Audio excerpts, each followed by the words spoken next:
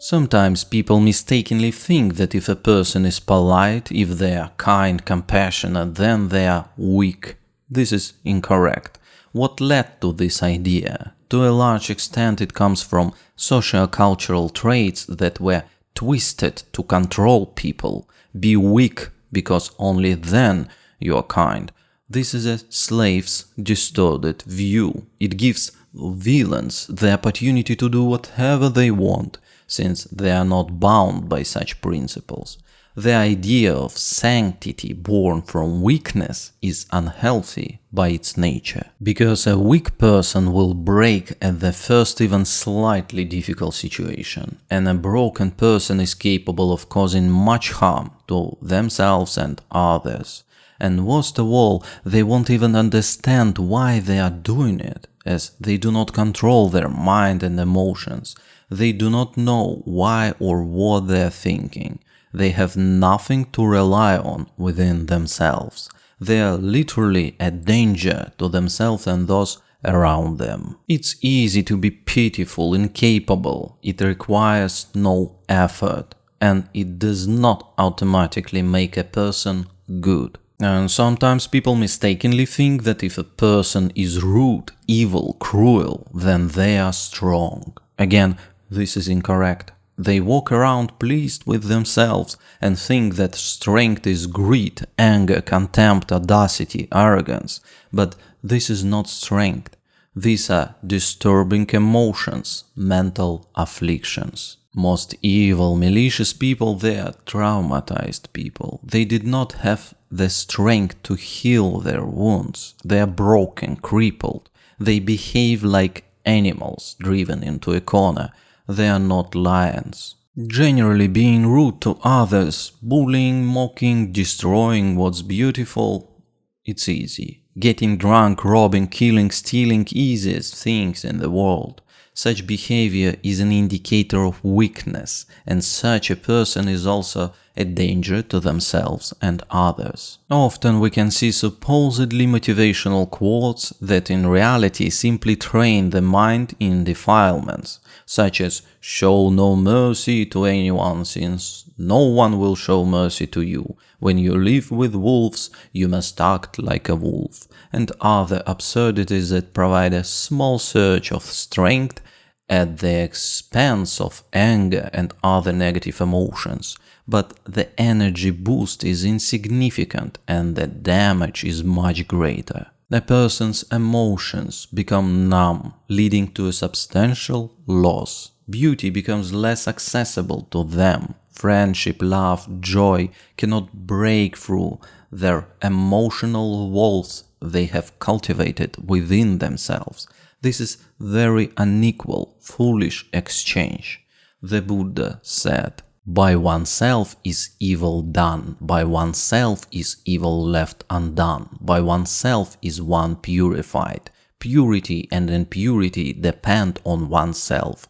No one can purify another." I know rich people who are cruel and treat the ability to lie like it's a great skill.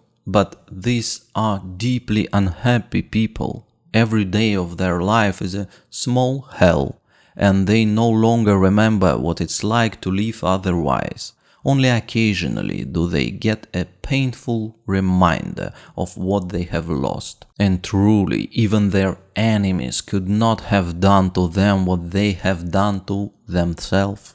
A strong person is one who is capable of much, of both good and evil, who could be cruel but has chosen not to be. They choose using their own free will, made the decision to be kind, to be compassionate. The Buddha said, "The lion, the king of beasts, comes out. Emerging, he stretches, surveys the four directions and roars his lion's roar 3 times. Then he sets out in search of game.